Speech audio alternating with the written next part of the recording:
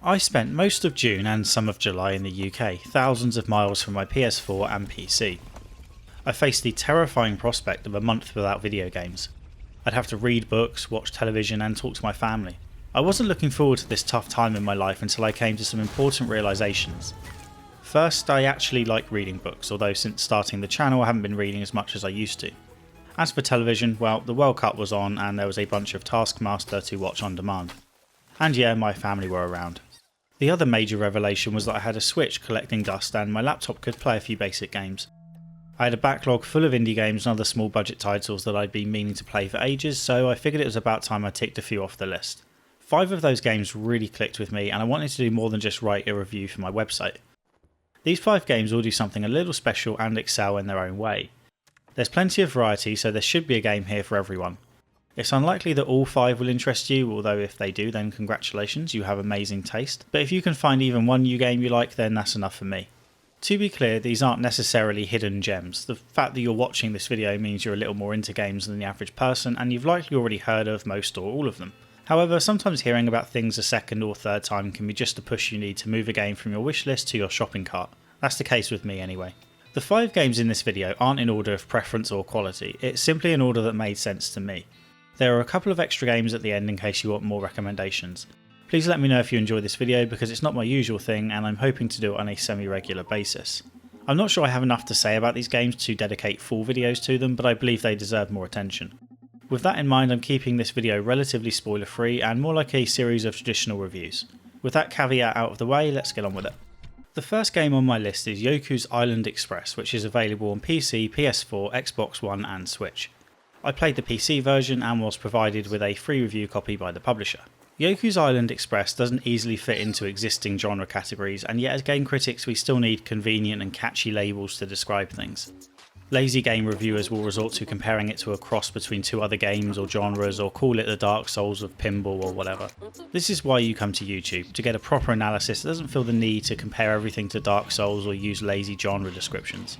Yahoo's Island Express is a mashup of a Metroidvania and a pinball game. I love a good Metroidvania, but traditional pinball games have never held much appeal. Sonic Spinball on the other hand is a classic and I won't hear a bad word against it. The tricky thing with genre combinations is that the games often end up lacking their own identity. The 2 styles are mashed together in a way that feels uncomfortable and it's obvious where the game is copying something else. For example, I played Darksiders for the first time this year. It's a good game but not an especially memorable one by itself. It feels like the result of a developer meeting where one person wanted to make a Zelda style game and one wanted to make something more along the lines of God of War. In the end they split the difference and tried to do both. Conversely, if you cross a puzzle game with a first person shooter you might get Portal, which Darksiders also rips off come to think of it. Yahoo's Island Express is more Portal than Darksiders and has that magical why didn't someone do this before feel to it. If you like what you see but are put off by the pinball aspect then I encourage you to give it a shot anyway. You play as the titular beetle Yahoo on his first day as postmaster on Mokumana Island. The island's deity is trapped in an endless sleep and it's Yahoo's job to deliver letters requesting help from the island's leaders. It's a thin excuse to have you explore the island, but it works for me. The characters are charming and look like they've come straight out of an illustrated children's book. The entire island is stunning to behold. There's a watercolour effect to the visuals and multiple background layers moving in different directions to give an impressive sense of scale. The writing and story are unobtrusive, although you can delve into the history of the island if you go for 100% completion. The opening few minutes were a touch awkward. 30 years of playing platformers lends you to instinctively believe you can jump when moving from left to right in a 2D game. Yahoo can only walk, you must use flippers and bumpers keyed to the left and right shoulder buttons to get past obstacles and reach new areas. The lack of mid-air control is also a touch odd at first. The flippers and bumpers pretty much fling you into a set place regardless of any momentum you might have had when you were launched. This leads to some odd situations when a flipper sends you towards a tube with no pace and yet you are flung through it on contact as if it's a vacuum. Mokumana Island is one large connected world with the usual mixture of weather-based themes: snow, forest, water and desert. Each of these areas plays out like its own pinball table as you progress from one section to another, with each being its own separate puzzle. One of the reasons I don't particularly enjoy pinball is that I have an unnerving ability to lose all my progress in a few seconds. That doesn't happen often in Yahoo's Island and I have to assume that was a deliberate choice in the level design, although God only knows how difficult that would have been to pull off. It's hard enough to create large platform levels at the best of times, but when the player can only move around via flippers it must be nigh on impossible. Yahoo's Island Express has none of the stress I tend to associate with pinball games. There's no chasing high scores or trying to maintain combos, and it's a remarkably chill game as a result. You can technically die if you fall through the flippers into thorns, but if anything it's more of a reward than a punishment because it offers you your first hint at one of the island's hidden mysteries. The lack of challenge makes the boss fights a bit of a letdown though. Without much in the way of a failure state, you can just bounce around aimlessly until the boss is dead, even if you don't know what you're doing. In true Metroidvania fashion, you won't be able to access all the secrets until you have acquired new abilities, like being able to blow up obstructions. Standard stuff except for the fact that you do it while bouncing a dung ball around. One of the most satisfying parts of a Metroidvania is revisiting those early areas with new abilities, getting the secrets and seeing the percentage tick up to 100. This endgame part of Yoku's Island Express isn't as satisfying as completing the main campaign. While I've complimented the level design, it should be noted that getting from one part of the island to another can be slow because you have to take specific routes which might not always be obvious. There is a fast travel system of sorts, but it unlocks slowly and is far from comprehensive. There could be a secret just one platform above where you are, but you have to take a convoluted route to get there, and then when you do so you find you still need a new ability or more of the fruit currency. Completing the story will probably take around 5 to 6 hours, but it's more like 10 to 12 if you want to reach 100%. Yoku's Island Express is a beautiful combination of pinball and Metroidvania. It doesn't require you to be particularly skilled at either and lacks the challenge often associated with both of those genres. However, I thoroughly enjoyed bouncing Yoku and his dung ball around Mokumana Island, and the collectibles are rewarding enough to have me working towards 100% completion. Yoku's Island Express is probably the easiest game to recommend on my list, and the one that should appeal to most players. Next up is Dead Cells, a roguelike from Motion Twin who provided me with a review copy. I haven't published a full review of this one yet because it doesn't come out of early access until August 7th, but I already know that I love it. The early access version is already on Steam and the full release is coming to Switch, PS4 and Xbox One. I'm not a huge fan of the roguelike genre, however occasionally a new one comes along and hooks me in for hours on end. The Binding of Isaac was the last one to do that, although at some point it transitioned to addictive instead of fun.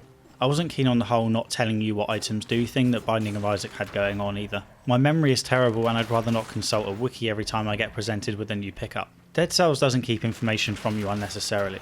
The challenge is purely in the gameplay and making the most of the random resources you're given, not memorising hundreds of item stats. Fortunately, that basic gameplay is incredibly satisfying. You start with 2 main weapons or 1 main weapon and a shield. The shield can parry, but I personally found it more useful to have 2 weapons. You're invincible while dodging, so you have a handy defensive move already. The only time I wanted a shield was when fighting enemies on small platforms. On your first few runs you start with a basic sword and bow, which means most players get into the habit of using a combination of short range and long range weapons. However, you are free to use any combination of weapons you can get your hands on. You can also equip 2 special weapons on cooldown timers such as grenades, turrets or traps. Other than that, you can stun enemies by bashing through a door when they're close by or by doing a ground pound, and that really is all there is to it. You're told what each weapon is capable of when you find it, so there's no need to guess. Luck plays a huge part in weapon pickups, but Dead Cells doesn't artificially up the difficulty by not telling you what things do.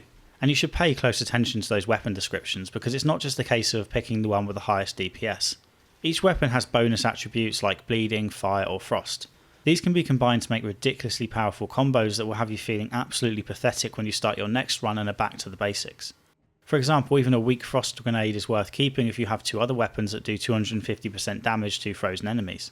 The exotic weapons are also suitably powerful, but of course they are exceptionally rare. The only drawback to them is that they tend to make you overconfident, which can see you take cheap hits. Speaking of cheap hits, it's a tad annoying that the enemies scale up as you move through the levels. The same attacks start doing a lot more damage in later levels, so while it may look like your health bar is getting a lot bigger, it might as well have stayed the same. Ideally there would be more new enemy types as you progress, but at the very least the enemies should be a different colour or something to indicate they are stronger versions of what you fought before.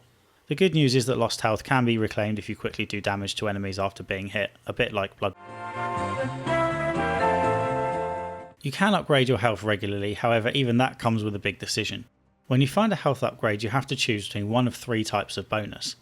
You can take the pure health upgrade, which gives you the biggest health benefit, or take one that lowers the health boost but gives you extra attack power as well. Different weapons require different types of attacking abilities, so you might end up in a situation where you boost your strength a lot but then come across an excellent skill based weapon that you're not built for. Roguelites can be frustrating due to constantly losing all your progress, but Dead Cells lets you carry forward some progression into future runs via the cells that randomly spawn from defeated enemies. These spells can be spent at shops between levels to get new and permanent power-ups. You likely won't be able to afford an upgrade in one go, but the cells you've spent carry forward to the next run. Any cells you're carrying when you die are lost and can't be reclaimed, unlike Darkside. An early upgrade gives you the option to randomly generate your starting weapons from the ones you've unlocked. This sounded great until I started getting duds like the sandals. Still, this does force you to adapt to all weapon types. I still struggle with the slower weapons mind you and lead towards the assassin daggers where possible. Dead Cells drips out a steady flow of permanent unlocks that function like abilities in Metroidvanias. On your first few runs you'll see green gunk on the floor that you can't do anything with. After defeating one particular elite enemy you gain the ability to turn the green gunk into a tower that you can climb to reach new areas and bypass some levels entirely. There are also special statues that teleport you to secret areas and loads of locked doors that remain mysteries for hours. I'll spoil just one of these secrets by telling you that there's a challenge room for those who find the main game too easy. I've only put about 10 hours into Dead Cells so far, but in that time I've not had any runs that felt similar. There's always been a new experience like getting a ridiculously powerful exotic whip that destroys everything in its path, or opening a cursed chest that results in instant death unless you kill 10 enemies without taking a single hit. Other times I'll get an excellent combination of 4 weapons that work in blissful harmony, and then the next run I'll be trying to defeat an elite enemy by kicking him in the face. As you get better you'll start blazing through the early levels. It's not hard to defeat the first major boss within 10 minutes. I died here quite a few times but always jumped straight back into a new game afterwards with new knowledge such as knowing that turrets and other ranged weapons are by far the most useful weapons against this particular enemy. Elite enemies are dotted around, although I don't enjoy these fights all that much. The challenge isn't so much dealing with the enemy itself as it is fighting all the minions it spawns, which fill the screen and make it hard to see what you're doing. I'd prefer it if these enemies were one-on-one encounters, more like mini-bosses. Motion Twin is still adding new content to Dead Cells, and we're talking entire levels here, not just new weapons or costumes. I haven't seen the end of the game yet, and even if I had I wouldn't be surprised if new levels and bosses were added in time for the full release. It's a bit of a cliche when talking about roguelites to say that no run is ever the same. It's technically true because of the procedurally generated levels, but that misses the point. Each run really does feel different because of the weapon types you find and the builds you can put together. On some runs I don't pick up any secondary weapons like grenades until I'm a couple of levels in. In others I have fantastic pairings before I've even left the starter zone. There's not much of a story to speak of, though I suppose there's always a chance this will be fleshed out in the final build and future updates. You play as a headless body possessed by a cellular organism. There's a few mysteries in here that might end up getting fleshed out, but I'm not sure we'll ever get a concrete narrative. It doesn't bother me too much. I'm not particularly good at Dead Cells. I still fail to get to the first major boss on some runs, but I'm surprised at how little I care when I die. I just start another run. If you'll forgive another cliche, Dead Cells is going to be great on the Switch. The short runs make it perfect for quick pick up and play sessions, although I guarantee a few of those quick sessions will end up stretching on for multiple hours. People are going to miss their bus stop because of this game. They should put that on the box. However, Dead Cells is not the most addictive game in this video, not for me anyway. I am dangerously hooked on Cultist Simulator, which was developed by Weather Factory, who provided me with a review copy of the game. I genuinely struggle to stop playing it, and yet even after 20 hours I'm still not sure whether I truly love it or I'm just addicted to it. Maybe there's a meta element to this game. You form your own cult, but perhaps someone else is running a cult that I'm getting sucked into by playing the game. Continuing my habit of high quality game descriptions, I will summarise Cultist Simulator as a cross between a roguelite and a text adventure. By manipulating cards at the table you work a job during the day, develop your cult in the evening and dream of the mysterious Mansus while you sleep. Cultist Simulator probably looks confusing, and to be honest it is. The reviews I watched on its release didn't do a good job explaining what the hell you do, and it wasn't until I watched someone play the early game and explain it that I got interested. With that in mind I'm going to do a similar thing because I doubt random footage of me moving cards around will do much for you if you don't know what's going on. The large square boxes on the table are verbs. You start with just one, a work verb, but will eventually have 6 permanent verbs plus a few random ones that pop up every now and again. One verb takes your money every 60 seconds and you'll die if you run out. You can also talk, explore, dream and study. There are also 4 major stats you want to keep an eye on: funds, health, passion and reason. You start each run by attending your first day at work and are promptly fired. You need to look for a new source of funds, and as far as I can tell there are 3 major ways to do this. You can perform manual labour, be an artist or work a typical office job. All 3 have their advantages and disadvantages. Manual labour is a reliable way to earn money and you can do it whenever you like, but you risk getting injured with every shift. You can earn more money from painting, but the rewards are random, so some paintings will not generate any financial reward. You also risk drawing attention from hunters who pick up the trail of mystique and notoriety generated by your paintings. For example, if you paint pictures inspired by cult members or cult lore, then there's a good chance you'll pick up unwanted attention. This attention can turn into evidence, and if the evidence becomes strong enough you'll be arrested and get a game over. Office jobs are a decent way to earn money, but they're tough to keep. If you don't attend your job every in-game day, roughly every minute, you'll have to beg for your job back. There's also an annoying boss who demands you add passion and reason to your workday, although he can be dealt with if you get my drift. As you might have guessed from the title, the goal of Cultist Simulator is to create and nurture your own cult in what I think is 1920s London. Early on you get news of a mysterious bequest which drops funds in your lap as well as directions to a bookshop. You study the bookshop directions to reveal the location of the shop. You then explore the bookshop with some funds and come back with a random book. You study the book to learn lore, which you then talk about publicly to form a cult and attract new members. The early game loop is to keep buying books and building up your expertise. There are 8 different types of lore known as aspects and all have their own uses. Even if you're a cult based on the Forge aspect, you're going to want cult members of the Edge aspect if you want to assassinate the hunter who is chasing you down.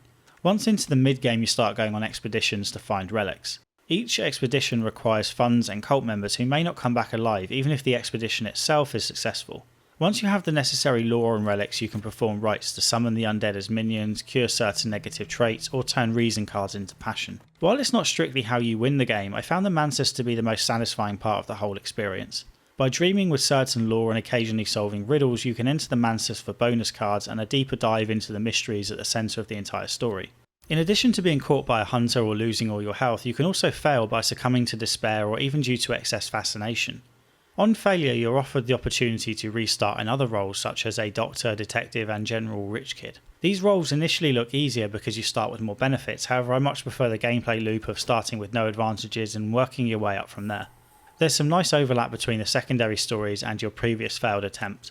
For example, the doctor knows of your previous character from your work at the hospital and the inspector was investigating your cult. Much of Cultist Simulator is creating your own story. The lore books and expeditions have a scattering of small tales, but make no mistake, Cultist Simulator is full of vague Lovecraftian imagery and themes rather than a clear narrative. A bit like the vague nature of the story might be off-putting, but in the case of Cultist Simulator it's a perfect fit for what you're doing during the game. While you're technically playing as the cult leader himself or herself, I prefer to pretend you play as an unknown third party who is manipulating someone else behind the scenes with the cards.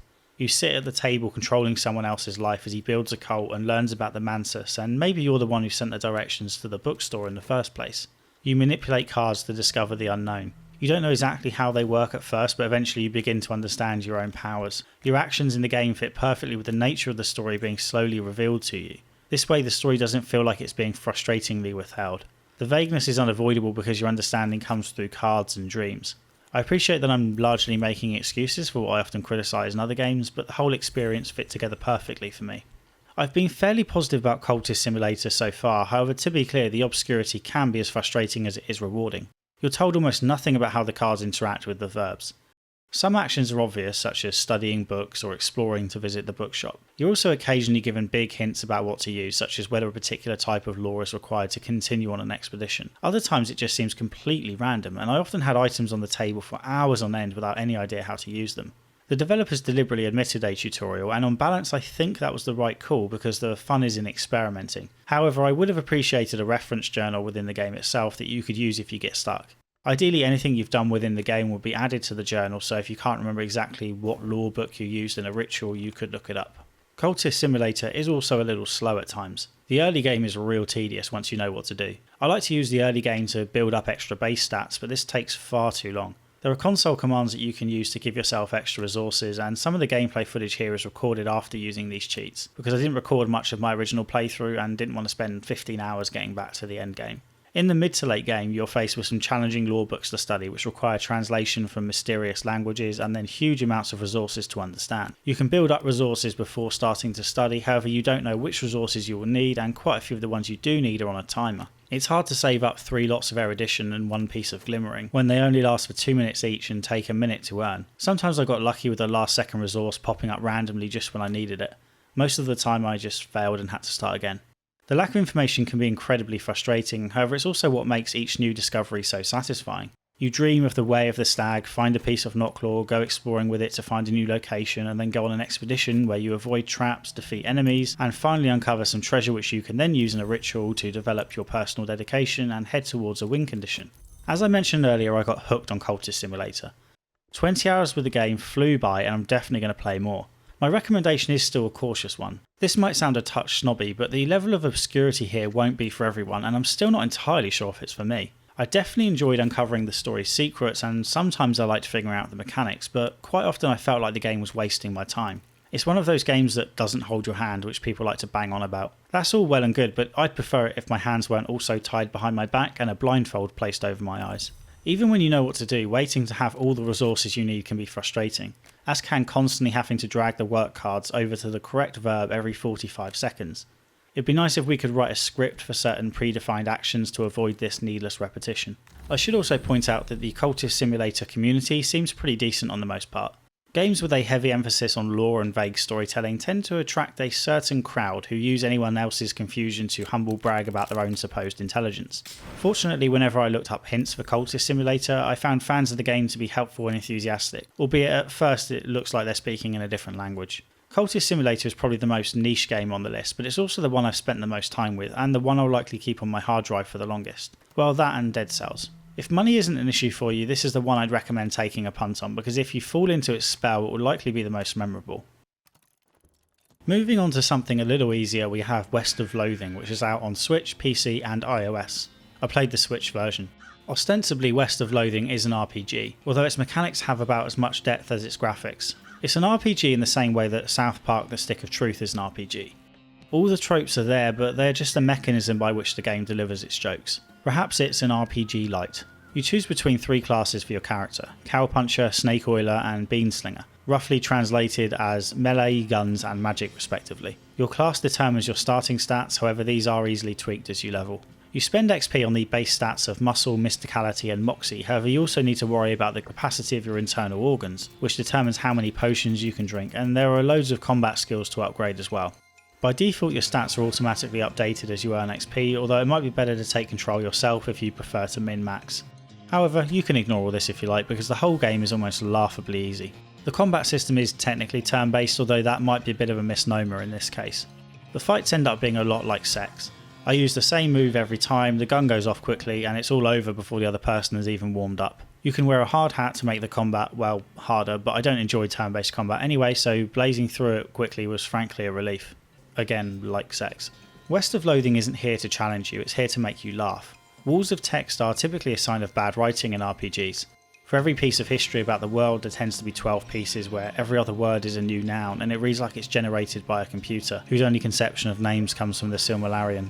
West of Loathing certainly gives you a lot to read, but the content is light-hearted and even a little childish at times. That's not to say the target audience is children, just that the language is simple and easy to read. That's a good job too, because there sure is a lot of reading to do. Just walking up to a spittoon brings up paragraphs of text as the narrator attempts to dissuade you from digging your hand further into the messy contents that it describes in graphic detail. This happens every time you find a spittoon, and as far as I can tell, the writing is always different. Someone went to the effort of writing pages of text just to put you off claiming whatever minor reward was at the bottom of a manky spittoon. You could easily click through all of it in seconds, but you won't. After a brief tutorial you buy a horse, or the ghost of a horse in my case, and start exploring the Wild West. There is a stick-thin story in here, but I largely ignored it and just went exploring. Each location is small, with most being no more than 3 screens, but a lot is packed into a small space. My personal favourite was the ghost town, where the buildings themselves were ghostly and the inhabitants presumably died of paperwork, such was their obsession with rubber stamping every little thing. They demand permission slips to borrow staplers and get the right lead in your pencil. It probably should be annoying, but it manages to be hilarious, especially right at the end. Despite the simplistic art style, there's a hell of a lot going on in West of Loathing if you take the time to explore. There are huge side quests involving aliens, missing jelly beans and a tabletop role-playing game. They might all be fetch quests, but the dialogue you get in return makes it more than worth it. The only real negative is that there is no journal to help you keep track of it all. You can ask your partner for tips on what to do next, but it would be much easier to look it all up in a journal. At times it's unnecessarily convoluted. In one area I needed heat resistance, which can be gained from a few different consumables. Nothing particularly challenging about that, so long as you remember to look out for consumables with that particular benefit. However, with so many different quests on the go, it can be tough to remember it all, especially if you take a break for a few days. Even if you do remember that you need heat resistance, will you remember where you needed to use it once you have it? The inventory also gets a little cluttered.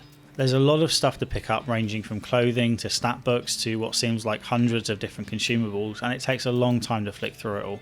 West of Loathing is a wonderfully charming adventure, where the stick figures that populate the towns have more character than most of the lifelike models in a big budget production.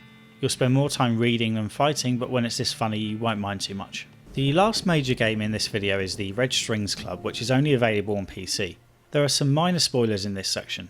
Cyberpunk stories often assume that body upgrades are commonplace in the future, albeit they are typically reserved for the rich, further widening the gap between the haves and have-nots. The Red Strings Club goes one step further and proposes a future where humans can upgrade their minds to remove negativity and emotional pain. One generous corporation plans to spread this upgrade to the entire world, and the only price to pay is giving up some of the free will that makes us human. You play as 3 characters who must decide what to do about this potential mass brainwashing / enhancement of humanity. There's Donovan, the bartender who specialises in information, his hacker boyfriend Brandet, and Akara-184, an android with an empathy function that helps it work with humans. The majority of player interaction in the Red Strings Club is clicking through dialogue. However, the conversation options you're presented with depend on your prior performance in a series of minigames. As Donovan, you must mix spirits to align with the desired emotion you want to bring to the forefront of the customer. If you want to know about the chief engineer's work, it might be a good idea to play on his pride so that he is happy to brag. You can even make customers horny if that helps. Mixing the wrong drink results in dud conversations and missed opportunities to gain clues. You can't just try again either, so if the customer's mood isn't proving conducive to leaking information, then you'd be best off fixing them a different drink. Akara's minigame has her making upgrades for humans by using pottery skills to craft the right modules, or if you prefer, the wrong ones. A customer might want to improve their online social presence, so you could build them an upgrade that would enhance their online interactions, or you could fix it so that they no longer care about their online popularity. Brandet has a hacking minigame that sees him impersonating other characters to extract information and solve a couple of basic puzzles. The bartending and pottery minigames are both a little fiddly at times, but there's something strangely satisfying about mixing drinks that has me wondering whether I miss my calling in life. On first glance, the Red Strings Club looks like a collection of science fiction cliches. There's the typical cyberpunk setting with lots of neon colours and a world run by corporations. Artificial intelligence exists and has been given empathy to appear more human, while humans can be upgraded with body parts to appear more like androids. Familiarity can breed contempt, but excellent writing can take stories you think you've seen before and make them into something special. Through the conversations, you start to uncover the mystery surrounding Supercontinent Limited and its plan to remove negativity from the range of human emotions. The moral quandary starts off sounding no more challenging than a Philosophy 101 exam question. However, the supposed villains offer compelling reasons for why you should let them go ahead with their plan. There's a couple of minor twists and some genuinely heartfelt moments as well. The Red Strings Club poses challenging questions around free will that are genuinely tough to answer despite initially appearing obvious. Take one conversation I had concerning what I would like to do about the problem of depression. I was given the opportunity to cure depression for the entire world, literally making it cease to exist. All I had to do was say yes. Instead I said no because I felt that depression was an important part of being human. Some people need suffering to inspire them. I was then asked if I would like depression to be cured in cases where it lasts more than a month. That way humans could still experience depression but wouldn't suffer from it forever. I again answered no, although now my reasoning was on shaky ground. Was I just being stubborn and going with the right video game answer? Finally I was asked if I would like people to be prevented from committing suicide due to depression.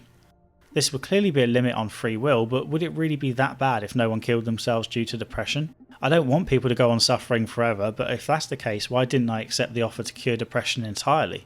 Again, I felt confident I'd given the correct answers, but I also agreed in part with the motivations of the evil corporation. Wouldn't a world without depression be a better place? We already have antidepressants, isn't the idea of them to cure or control depression? The Red Strings Club is full of moral quandaries like this. You're tasked with stopping a corporation from playing God, and yet almost without realising it, you begin to play God yourself. When you pour drinks specifically designed to play on people's emotions, you're depriving those characters of their free will. Later in the game, you're given almost literal godlike powers when you get the opportunity to put a stop to all rape and murder in the world. I had to think about my answer, which is a credit to the excellent writing throughout. On a smaller scale, I even found myself debating the ethical nature of Sony updating PS4 firmware. There's also a neat subversion of free will that you may not even notice. The story starts with a character wondering when his fate was sealed as he falls from a tall building. Early in the story you're presented with a flowchart that shows the decisions you've made to date and the questions you failed to get answered. If you move to the far right of the chart, you'll find the last thing that happens in the game, the character falling from the building. As far as I can tell, you can't change this part of the ending. Nothing you do can change that one act at the end. The character's fate must have already been sealed before you even started playing. In addition to the 3 playable characters, you interact with employees of Supercontinent Limited, such as the ambitious lawyer, arrogant engineer and party-loving advertising director. Any preconceptions you might have had about Supercontinent's employees quickly disappear when you start talking to them and realise they aren't cartoon villains. Thanks to the believable dialogue, all the character motivations feel genuine and it's hard to truly hate any of them. My playthrough came in at just under 4 hours and I am inclined to do a second run. I failed some of the conversations and there are a few choices I'd like to make differently. Of course the ending will be the same, we know that already. It's fixed from the start because despite all the choices we're offered along the way, we don't have quite as much free will as we like to think. The Red Strings Club might not be the cyberpunk game you're waiting for, but it's well worth your time. Like any good cyberpunk story, it poses tough questions about our potential future and the extent to which we adapt our bodies and minds at the cost of corporate control. Like any really good cyberpunk story, you shouldn't expect to get all the answers. There are a couple of other games I'd like to give honourable mentions to. First up is Celeste, which probably appears conspicuous by its absence. Celeste is currently my game of the year. I played it back in January so it doesn't really fit in here, and besides it has already received a fair bit of attention. You'll almost certainly hear me talk about Celeste in the Game of the Year rundown in 6 months. There are no caveats to the recommendation with this one. Celeste has levels that will challenge everyone, but it also lets you adjust the difficulty to suit your own ability. Celeste is phenomenal and you should absolutely play it. Gorogoa came out last year on PC, Switch and iOS, and this year was released for PS4 and Xbox One. It's a beautiful puzzle game that is completely unlike anything I've played before. My only hesitation with recommending Gorogoa is the pricing. It's a roughly 2 to 3 hour game which will cost you $15 if you buy on PC or console. There's nothing wrong with that. What Remains of Edith Finch was one of the best games of 2017 and it cost $20 for about 2 hours. The issue with Gorogoa is that it only costs $5 on iOS for what appears to be exactly the same game. I feel uncomfortable with this. I assume the reason is that expensive games just don't sell on mobile, but this still seems a bit shitty to me. The controls are simple and perfect for a touchscreen, so playing on an iPad certainly isn't a compromise. Gorogoa is excellent, so at the very least it's probably worth adding it to a wishlist and keeping an eye on the pricing. Or just buy it, I guess. Finally, I want to give a shout out to Subsurface Circular and Quarantine Circular, 2 short story games with light puzzles from Bithell Games, the developer of Thomas Was Alone. Both Subsurface Circular and Quarantine Circular are $6. Subsurface is available on PC and Switch, but Quarantine is only available for PC at the time of writing. Both games are enjoyable text adventures that last roughly 90 minutes to 2 hours each. I enjoyed both stories and for the price they are easily worth it. So that's what I played in June and early July. Hopefully there's something in here that interests you. This is far from a comprehensive list of all the great indie and small budget games that have come out this year. For example, I've played a bit of Frostpunk which could probably be added to this list if I'd played more of it. Feel free to recommend more games in the comments and let me know if you've played any of the games I've included here. I'd like to do videos like this a few times a year. I review most games I play on my website, so it isn't a lot of extra work to make a video as well. Please consider hitting like and subscribing if you enjoyed the video, and maybe hit the bell notification if you want to improve your chances of YouTube doing the most important part of its job correctly. If you really enjoyed the video, then please consider donating to the Patreon, where $1 a month will get you a slot in the credits. The next video should be Baldur's Gate, which is part of my series on the history of isometric CRPGs. After that, I'm not sure. It could be anything from Gothic to Fallout 3 to Stalker to the first Witcher, or something else. Okay, thanks for watching. Cheers.